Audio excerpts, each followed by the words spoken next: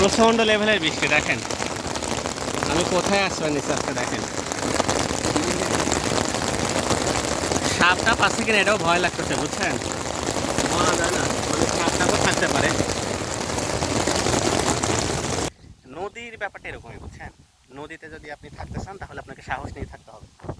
আমার কাছে কেন জানি মনে হচ্ছে মানে অনেক দূর থেকে হয় ঝড় নয়তো বৃষ্টি মানে ধেয়ে আসতেছে আর কি। হ্যাঁ, তো আমি আসলে এখানে মোটামুটি একা বলা যায়, আশেপাশে ওরকম কেউ নাই। হ্যাঁ, তবে একটা ভালো ব্যাপার হলো এখানে একটা কুড়ে আছে।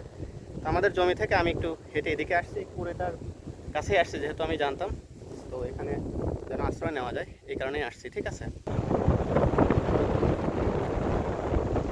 টাওয়ার দেখা যায়, হ্যাঁ, বা ইটের ভাটা দেখা যায়, ওইটা হলো আমাদের গ্রাম। তো ওইখানে যাইতে হলে ওই পাশেও আরেকটা নদী আছে, ওই নদী পার দিতে হয়। ঠিক আছে, তো ওখানে যাওয়া সম্ভব না এখন এই মুহূর্তে।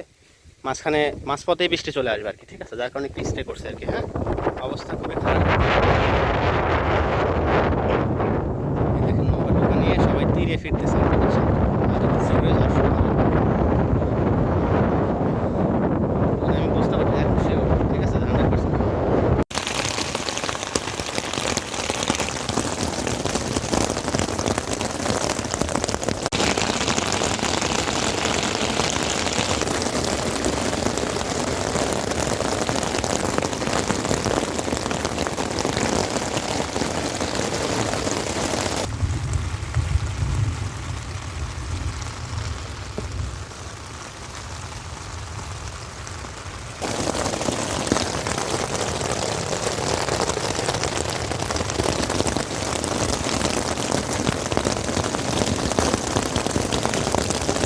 মেঘ দেখে কেউ করিস না ভয়, আড়ালে তার সূর্য হাসে, হারা শশীর হারা হাসি অন্ধকারেই ফিরে আসে। তো এই হলো অবস্থা, এই হলো প্রকৃতি। ঝড় হয়নি, তবে বৃষ্টি হয়েছে এবং পরিবেশটা যথেষ্ট ঠান্ডা এখন। মানে খুবই গরম পড়তেছিল আর কি। বৃষ্টি হয়ে যাওয়ার পরে এখন সব কিছু ঠান্ডা হয়ে গেছে, বাতাসও ঠান্ডা। তো আমি সামনে একটু আগাচ্ছি, আমাদের ওখানে একটা নৌকা আছে, ওই নৌকার একটু পানি ফেলতে হবে, নাহলে আবার ডুবে যাবে নৌকা যদি ভারী বর্ষণ হয় আর কি। হলো আমাদের নৌকা। দেখেন পানি শুকানোর পরে নৌকাটা ড্যাঙায় পড়ে গেছে আর কি। মানে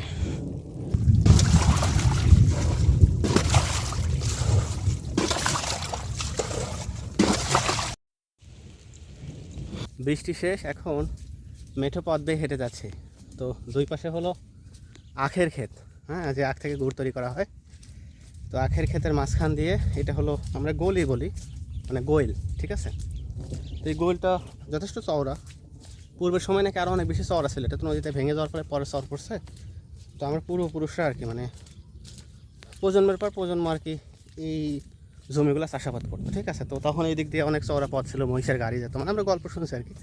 যদি এখনও মহিষের গাড়িগুলো দেখা যায়, তো আগেকার দিনের সিচুয়েশনগুলো তো দেখি নাই, তো এগুলো গল্প শুনে আর কি উপলব্ধি করি। হ্যাঁ, তো এটা ছিল হলো গোয়েল, পাশ দিয়েছিল হলো ছোটো নালা যেদিক দিয়ে নৌকা যাইতো। ঠিক আছে, আর দূরে ছিল পদ্মা।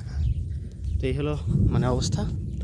তো যাচ্ছি, শেয়ালের ভয় আছে, প্রচুর শেয়াল আছে। তারপরে শেয়াল তো আসলে মানুষ দেখে ভয় পায়, যার কারণে মানে অতটা ভীত না। এই হলো, ও মা গো, এই হলো পথ। বৃষ্টি হয়ে এই মানে পানি জমে গেছে আর কি, পড়ে যাওয়ার মানে সাবধানে চলতেছে যাতে পড়ে না যায় আর কি। ভাল লাগতেছে খুব, গ্রামীণ পরিবেশ, এটা খুবই এনজয় করি আমি আসলে।